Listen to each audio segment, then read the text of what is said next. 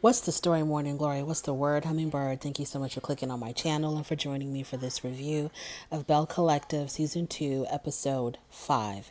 So let's start off with Letitia and Marie. They go to a spa day and they're going to have their lady parts steamed. And while they are steaming and stewing, Marie tells Letitia that she's going to have a rebirth party and she's inviting Letitia to her rebirth party. Letitia tells her that Glenn is trying his damnedest to get her back. But right now, she's just enjoying the peace and serenity of her mother's home.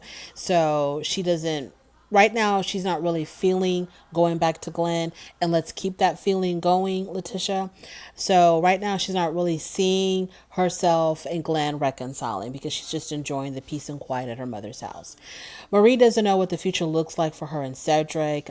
They had gone on a trip together or something. I think it was when she was trying to look for a new building for one of her methadone centers. I think Cedric was helping her in some kind of way. And so she's not really sure exactly what their future looks like. She tells Letitia that what ruined her marriage was infidelity. Yeah, that can kind of do it to a marriage. And she says that that Cedric had holes in every area code. He had from coast to coast, worldwide, internationally. He was known amongst the women. He had women all over the place. So yeah, that's not good at all. So she says that she's not going to allow him to mistreat her anymore. She was working hard, keeping the family. I mean, Marie was doing so much for her family, and it's just really sad that her husband was cheating on her like this and cheating on her as bad as he was. It wasn't just, he had a fling and then, he realized he messed up. He was continuously out there, just woman after woman after woman after. I mean, it was just bad. Why even get married if that's how you want to live your life? Moving on to Tambra. So Tambra, she's meeting Damon at her parents' house. So they go to her parents' house and they have a sit down conversation with her mom and dad, letting them know that they do plan on moving forward with having children. And so the parents are like, okay, so exactly how is this going to go? Like, what are you exactly trying to do? Her parents are hinting at, do y'all plan on getting married? And so they reassure the parents that they do want to get married. And her mother says that, your grandmother would be so proud of you right now. Her grandmother passed away recently, and Tambra tells us that she was not able to really be there for her grandmother in her final days because she was going through her surgeries with her endometriosis. And so, not endometriosis, fibroids. She was going through her surgeries for her fibroids. And so she really couldn't be there for her grandmother the way her grandmother was always there for her. And that has always kind of troubled her.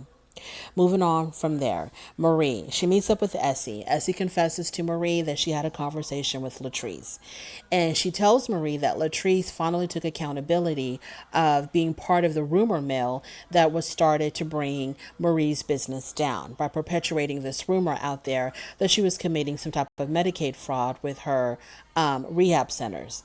So I don't know if Latrice was owning up to it exactly or taking full accountability of it. But when Essie had told Latrice about the text messages that were going, or the phone call that was going on between Latrice and one of her minions that Latrice had sent out to do some dirty work against Marie, Latrice kind of was like, okay, yeah, you got me. But I don't know if she was like, yes, I said those things, I was a part of that, and I apologize.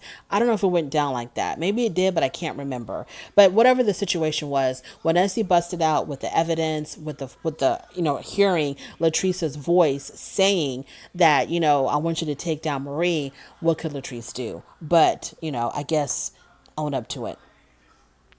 Essie tells her that she also had invited Latrice to her rebirth party. And so Marie says, well, because she owned up to it, I'm willing to move forward, put the past behind us, and let's just get on with life.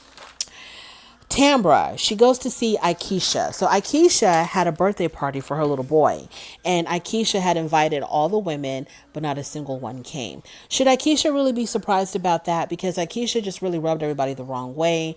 Aikisha doesn't know how to make friends.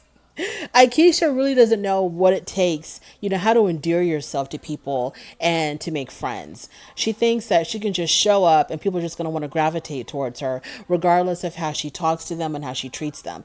Because she really came off on the wrong foot with most of these women.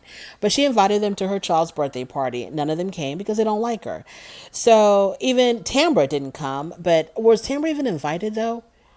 I don't even know. But Tamara didn't come to the birthday party, so she felt bad about it. So she comes to Akeisha's house with a gift for the child, and they're sitting down having a conversation. And Akeisha tells her, nobody came to my child's birthday party.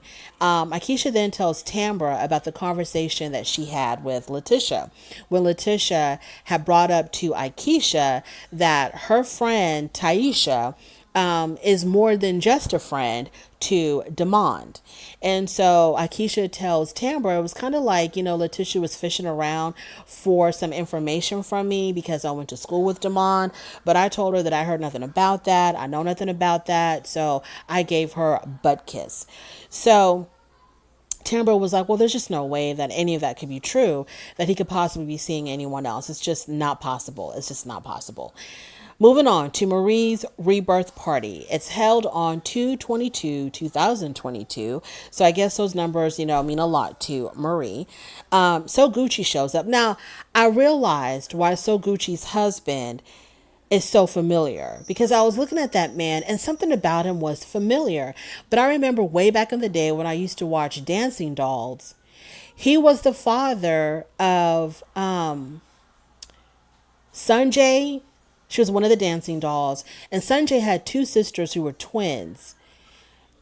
And I forgot was it Storm and Star?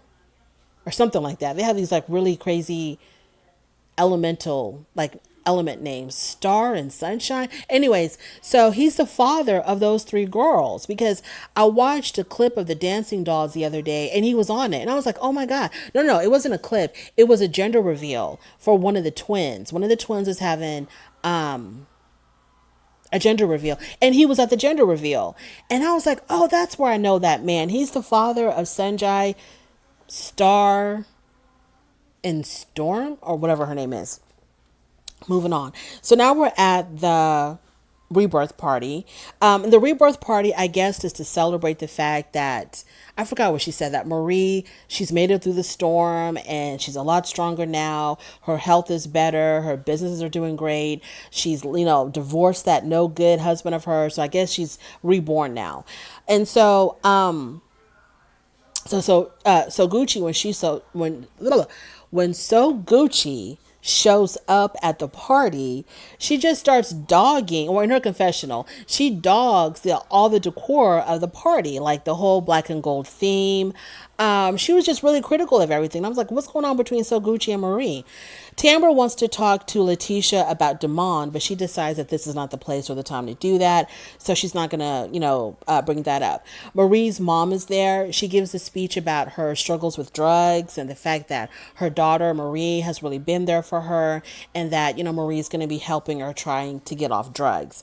Latrice shows up. So when Latrice shows up, Marie and Latrice greet each other. They give each other like warm hugs. It's like, they're really happy to see each other. Marie twirls Latrice around to show off her outfit, tells her how good she looks. They're complimenting each other. And everybody at the table was like, did hell just freeze over? Because when did this happen? When did this reconciliation happen? You see, Letitia, this is how you bring friends together. Essie talked to them individually when they were both cool, calm, and collected. And that's how she was able to bring them together, instead of trying to get them to talk to each other when they're both extremely heated. So Letitia, take notes. So Essie did what Letitia couldn't. Latrice tells Marie that she really appreciates her for inviting her to her rebirth party, so she shows gratitude to Marie. And then Cedric shows up. Her ex-husband shows up. So this no good guy comes up and, he does whatever he does. She actually praises him because she tells the ladies that Cedric introduced her to some type of a lupus treatment, and this particular treatment has really helped her lupus. And ever since she started taking it, I can't believe you took something from your ex-husband. You ingested something that came from your cheating ex-husband. Did you run by that? Did you run that by someone real quick before you took it? Because how do you know he wasn't trying to actually harm you? But anyways, she claims that this pill or whatever the hell he gave her, really helped her lupus. And so she thanks him for saving her life or whatever. I mean, she just really praises this man. And I'm just like, girl, I don't give a damn. Yeah, you owe me if these pills are legit. Yeah, you owe me. You need to be out here saving my life after that you damn near put me in the grave with all the stress you caused me. That's what I would have been telling him at my rebirth party. I wouldn't be like, oh, thank you, thank you, thank. I know I would have been like, yeah, you should have given me something to make me feel better after all the hell you put me through. So he comes up there and, she thanks him, which I thought was disgusting. And he decides to go ahead and sing her happy birthday. So he sings her happy birthday, and Latrice asks if they're going to be renewing their vows. Essie still thinks that Cedric is a no good dog, and she thinks that Cedric is very toxic to Marie. And she says that he comes in, he tells Marie what she wants to hear, and then he dips. Tambra brings up Akeisha's son's birthday party to the ladies at the table. She says none of them were there, even though she invited all of them. And all the ladies come up with excuses. The bottom line is they don't like her. That's why they didn't even bother to come to her son's birthday party. Letitia says that she's not going to tolerate someone who's going to talk down to her. And Marie thinks that there's something about Akeisha that's very, very shady. Letitia then pulls Tambra to the side and brings up her friend Taisha. So she pulls her to the side and tells her, look, I had a conversation with Akeisha about, my assistant, whatever she is to you, Letitia. I had a conversation with Akeisha, and I told her that I think they called her decorator. My decorator, Taisha, had confided in me and told me that what was the term that she used? That her and Demond have a special connection. That's what she said. Taisha told me that her and Demond have a very special connection. So have you heard about this? What do you know about this? And Tambra says that there is nothing going on between Demond and Taisha. She says that they were really good friends, and that's it. They were just friends, nothing more, and that they had a falling out. So when they had their falling out, Taisha had sent Demond a very long text. And so Demond showed the text to Tambra. And Tambra said, her being a woman, she wasn't just going to read the text that he wanted her to read. She scrolled all the way to the beginning of the thread to see what was really going on between them. And she says, out of all the things that she read, the exchanges that was going on between them through text, there was nothing to let her believe that there was something going on between the two of them that was more than just friendship. Now, Letitia was like, okay, girl, I mean, if you say so. And so Letitia asked Tambra, so what are you and Demond really trying to do? What's really going on with y'all? And so Tambra says, well, we're going to get married. We want to get married, and then we want to try to have children. She says, I want to do it the right way. I don't want to just have babies with him. I don't want to be just a baby mama.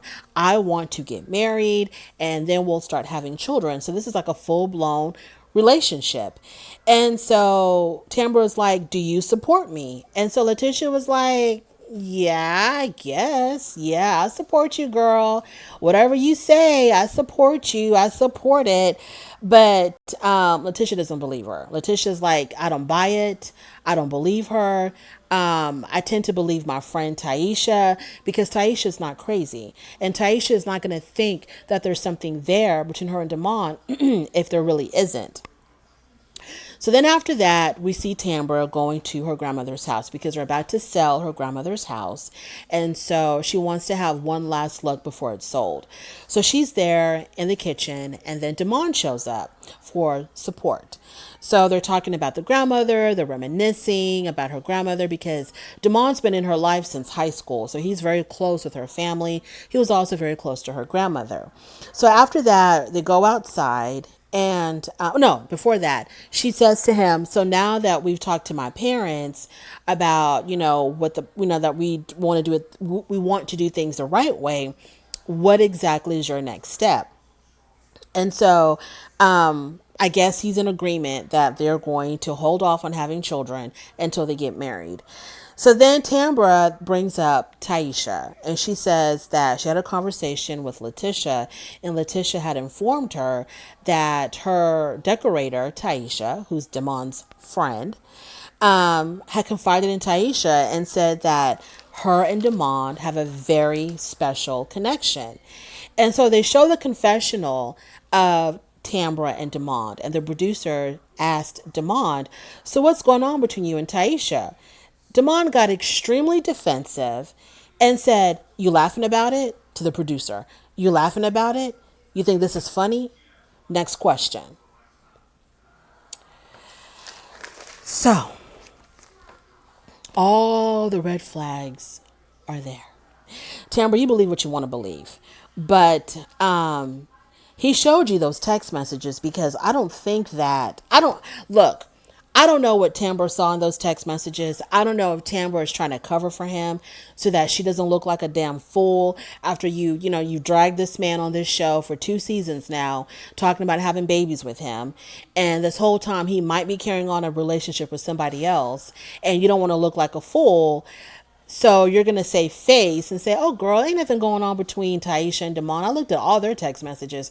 Who knows? Maybe he's not the kind of person to profess his love through text because that's incriminating evidence. Maybe he's the kind of person who'd rather profess his love to Taisha just over the phone. I don't know. I have no idea what the hell's going on between these two people, or between Damon and these two women, I should say. I don't know, because it's funny that Taisha would come on record because, she was on camera, she was mic'd up when she told Letitia that there was something going on between her and Damon. Like, why would she say that if there was nothing going on? I don't know. I have no idea. I'm leaning towards believing Taisha, and I think that Tambra might be covering for Damon so that she doesn't look crazy, because this man is close to her family. She's announced to her parents that they're going to probably get married, start having children. She wanted to have kids anyway, so she was going to go through the surgeries of removing her fibroids regardless. So she wasn't doing this for him or to have babies with him. She had to do this for her health. So that's good. But still, and then the fact that he got so defensive in that confessional, like, why are you getting so defensive? If there's nothing going on between you and Taisha, well, they asked you, so what's going on between you and Taisha? I even rewound that a couple of times, and I didn't even hear the producer laughing. Maybe the producer was smiling and he took it as laughter. But for him to get so defensive when the question was asked, it's kind of like, why? If nothing is happening, could you just answer the question? No, there's nothing going on between me and Taisha. We're friends. Maybe we're too close of friends, and she's taking my friendship the wrong way. But no, there's nothing happening between me and Taisha. You could have just said that instead of being all defensive, and then like, man, if looks could kill, that producer would have dropped dead.